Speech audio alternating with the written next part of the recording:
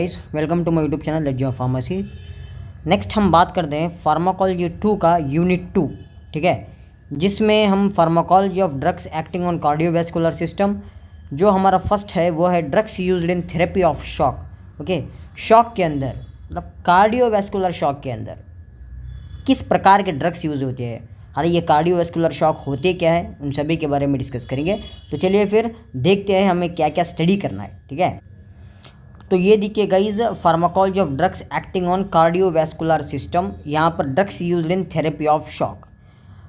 Guys सबसे पहले introduction के बारे में हम देखेंगे।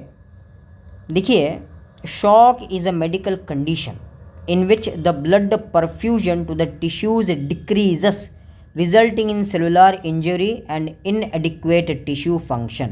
बहुत ही सिंपल है। शॉक माना यहाँ ये है कि ब्लड का सीधा एंट्री नहीं होना टिश्यूज़ के अंदर, मतलब नहीं पहुँचना, ब्लड जो है ना सही तरीके से नहीं पहुँचता टिश्यू के अंदर, जो लीड करता है या जो है ना सेल इंजुरी को प्रोवोक करता है। अगर टिश्यू पे सीधा ब्लड नहीं जाएगा, अगर लैक ऑफ ब्लड हो गया टिश्यू के अंदर या सेल के अंदर, तब क्या होगा, टिश्यू सेल इंजरी हो जाएगा because of इनएडिक्वेट tissue function. Okay, पूरा बॉडी जो हमारा है ना, ये पूरा बॉडी, ये पूरा जो है ना हार्ट के ऊपर डिपेंड है। अगर हार्ट सीधा तरीके से ब्लड अगर पंप करेगा, ओके, पंप सीधा करेगा, तभी तो जो है ना ब्लड सीधा ऑर्गन्स को जाएगा, ऑर्गन से जो है ना टिश्यूज़ से सेल्स को, इसी तरीके से एक फंक्शन है बॉडी का। अगर सही तरीके से हार्ट अगर ब्लड नहीं पंप करा तो ब्लड जो है ना टिश्यूज़ को नहीं पहुंचेगा, that leads to this shock, ठीक है। बस इस आपको याद रखना है। It is a life threatening condition signified by rapid heart rate, hypotension, weak pulse, low urine output, confusion and loss of consciousness. ये सभी देखिए, ये लाइफ थ्रेटनिंग कंडीशन है जहाँ आपको हार्ट बीट एकदम रैपिड हो जाता है और लो हाइपोटेंशन हो जाता, वीक पल्स हो जाता, लो यूरिन आउटपुट, कन्फ्यूजन होता दिमाग सभी, ये सभी जो है ना ये एक मेन से सिम्टम्स है, मतलब साइंस है। Mortality rate in patient is high even though optimum treatment is provided in ICU. अगर आप इंटेंसिव केयर यूनिट में ट्रीटमेंट कर देंगे तो भी जो है ना मोर्टेलिटी रेट सबसे ज़्यादा रहेगा इस शॉक का।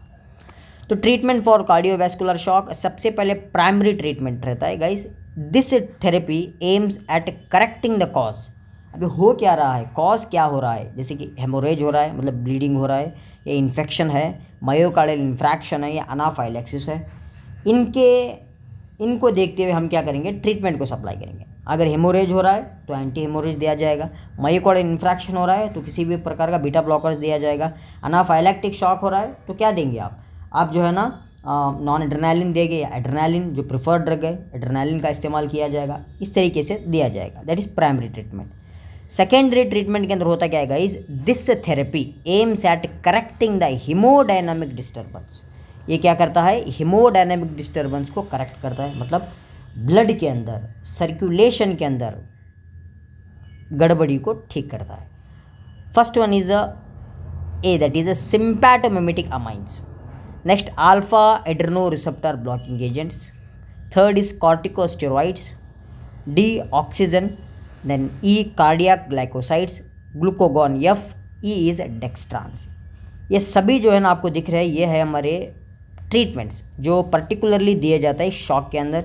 वन बाय वन हम स्टडी करेंगे इन ट्रीटमेंट के बारे में। सबसे पहले देखते हैं sympathomimetic amines. Guys, sympathomimetic amines act via beta adrenoreceptor in the heart, alpha and beta adrenoreceptors in the blood vessels and dopamine in the cerebral, ठीक है। मतलब ये सिम्पैथोमिमेटिक अमाइंस क्या करेंगे, बीटा एड्रेनोरिसेप्टर्स पर एक्ट करेंगे हार्ट के अंदर, ओके, और alpha and beta adrenoreceptors in the blood vessels उधर एक्ट करेंगे, और डोपामाइन इन द सेरेब्रल, ठीक है। Alpha beta receptors blood vessels के ऊपर ऐड किया जाएगा और डोपामाइन जो है ना वो डायरेक्ट सेरेब्रल के ऊपर ऐड किया जाएगा। पेशेंट में गिवन ब्लड और plasma volume expanders with sympathomimetic agents to improve the tissue परफ्यूशन।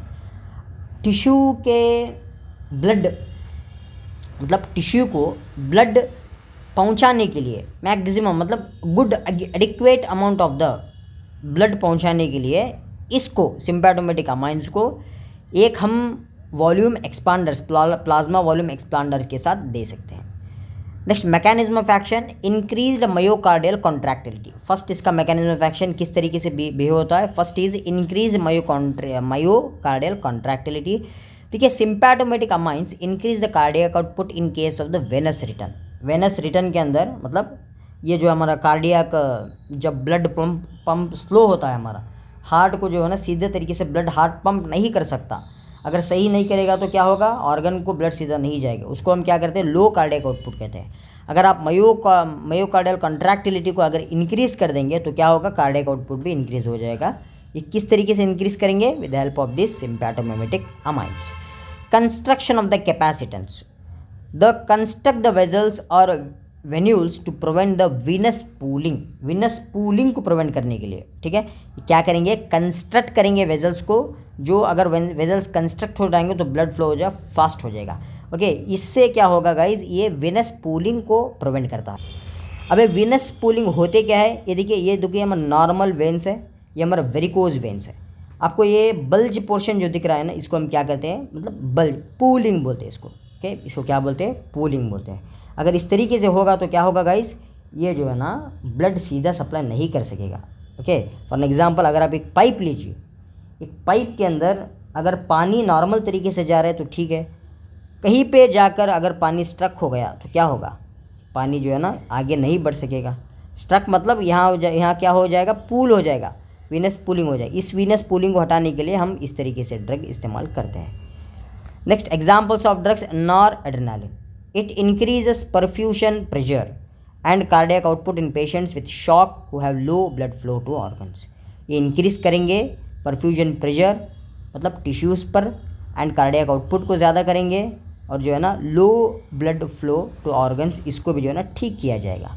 Next adrenaline, administration of this drug मतलब adrenaline increases the cardiac output, decreases renal blood flow. Okay, cardiac output को increase किया जाएगा, मतलब heart जो blood pump करता है ना blood, उसको कार्डियक आउटपुट कहते हैं, उसको इंक्रीज़ कर दिया जाएगा। रिनल ब्लड फ्लो मतलब जो किडनी के अंदर ब्लड फ्लो होता है उसको स्लो कर दिया जाएगा, और पेरिफेरल रेजिस्टेंस को भी इंक्रीज़ किया जाएगा। Adrenaline is employed in management of anaphylactic shock. Anaphylactic shock अभी होता क्या है, इसके अंदर क्या होगा गाइस, अनाफाइलेक्टिक शॉक के अंदर सडन बॉडी जो है ना, एकदम जो है ना बॉडी सडन हमारा हार्ट बीट ज़्यादा हो जाएगा बॉडी का, एकदम बहुत फास्ट, जैसे 500-600 बीट्स पर मिनट हो जाएगा। क्या अनाफाइलेक्टिक शॉक में ऐसा होता है, और एकदम स्किन रैशेस हो जाएंगे, तब भी जो है ना एड्रेनालिन का इस्तेमाल किया जाता है गाइस। देखिए आपको एग्जांपल दिख रहा है, ये स्टेराइल नॉर एड्रेनालिन है। ओके, नॉराइड कंपनी का। Next dopamine, renal and mesenteric blood flow is increased by this drug due to its action dopamine receptor. ये डोपामाइन जो है ना मतलब ये ब्लड फ्लो को इंक्रीज़ करेंगे। ओके, और इनका एक्शन जो है ना डोपामाइन रिसेप्टर्स पर पर्टिकुलर रहता है। Dopamine causes stimulation of the heart को ये स्टिमुलेट करते हैं, we activation of beta receptors को एक्टिवेट करके हार्ट मसल्स को स्टिमुलेट करते हैं ब्लड फ्लो करने के लिए। It increases the cardiac output and renal blood flow. It is used in the treatment of a cardiogenic septic और ट्रॉमेटिक शॉक। ओके, ट्रॉमा के शॉक के अंदर, कार्डियोजेनिक शॉक के अंदर, सेप्टिक मतलब ये ऐसा इन्फेक्शन है, ब्लड का इन्फेक्शन है, टोटली बॉडी जो है ना इन्फेक्टेड हो जाएगी। ओके, या मतलब सेप्टिक मतलब ये ऐसा शॉक अपना आप जो इम्यून सिस्टम रहता है ना वो खुद पर अटैक कर देगा। ओके, खुद का दोस्त तो खुद को अटैक, हाँ ये जो है ना ये इंपॉर्टेंट है, इसको सेप्टिक शॉक कहते हैं। Then alpha adreno receptors blocking agents, जिसमें हमारा ये alpha adreno receptors blocking agents, ये भी एक क्लास ऑफ द ड्रग्स है जो शॉक के अंदर इस्तेमाल होते हैं। They are use to reduce the intense vasoconstriction caused by the reflex release of noradrenaline and catecholamines.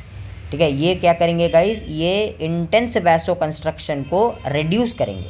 ठीक है, मतलब ब्लड वेजल्स अगर ज़्यादा कंस्ट्रक्ट हो जाएंगे तो क्या होगा, ब्लड तभी भी सीधी तरीके से नहीं पास होगा।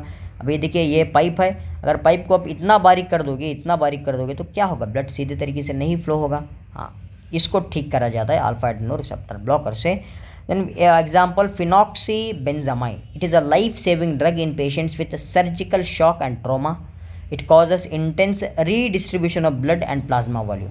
ये क्या करेगा, ये ब्लड को रीडिस्ट्रीब्यूट करेगा और प्लाज्मा वॉल्यूम को भी रीडिस्ट्रीब्यूट कर देगा। They are administered in dose of 1 milligram per kg of the body weight diluted in 500 ml of glucose, के 5% ग्लूकोज के अंदर 1 mg पर kg में ये दिया जाएगा गाइस, ठीक है।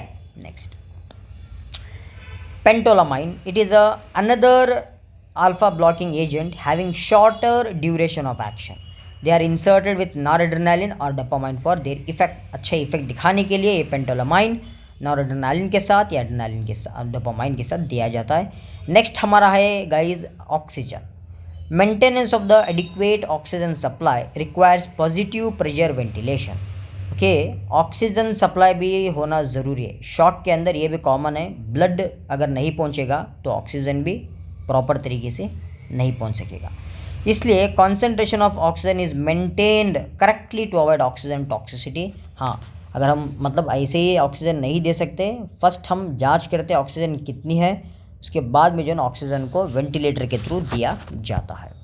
Advantages, cardiac output is increase by supplying oxygen, oxygenation of tissue increase हो जाएगा। Supplementation of oxygen with shock is immense important. कहाँ? In condition of the arterial hypoxaemia. ये हाइपोऑक्सीमिया है क्या गाइस?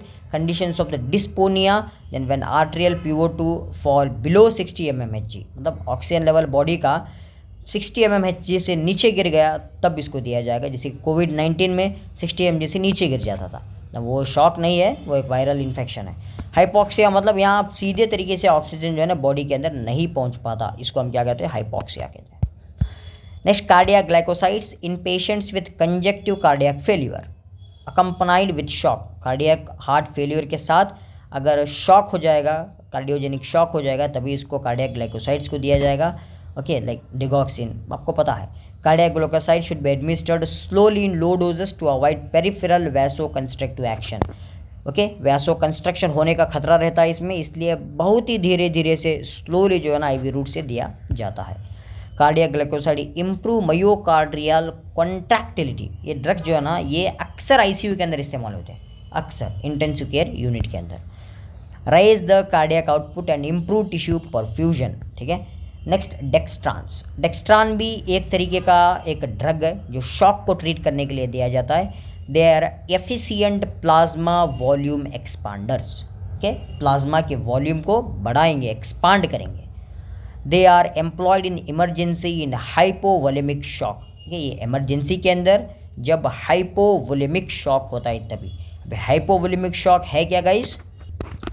ये ऐसा है हाइपोवोलेमिक शॉक, हार्ट जो है ना ब्लड सीधी तरीके से पंप नहीं कर पाएगा। सेम, अगर हार्ट ब्लड नहीं पंप करेगा तो ऑर्गन्स को ब्लड नहीं पहुंचेगा, जहाँ दैट बॉडी ऑटोमेटिकली क्या हमारा शॉक हो जाएगी, मतलब हाइपोवोलेमिक शॉक को अट्रैक्ट कर देगी। They are not effective in haemorrhagic shock के अंदर इसका इस्तेमाल नहीं कर सकते गाइस। ये एग्जांपल है डेक्स्ट्रान 40 का, ठीक है, ये डेक्स्ट्रान 40, ठीक है। तो ये हो गया गाइस हमारे drugs used in the shock, मतलब थेरेपी के लिए शॉक के अंदर इस्तेमाल होने वाले ड्रग्स। कार्डियोजेनिक शॉक हो, ट्रॉमा शॉक हो या हेमोरेजिक शॉक हो, अक्सर इन्हीं का इस्तेमाल किया जाता है। तो अगर वीडियो अच्छा लगा तो चैनल को सब्सक्राइब कर ले, चैनल को शेयर कीजिए, और नोट्स डिस्क्रिप्शन में ऑलरेडी अवेलेबल है। PPT नोट्स जस्ट डाउनलोड कर लीजिए और उसका आप एक सेपरेट नोट्स बनाइए, ठीक है। Thank you guys.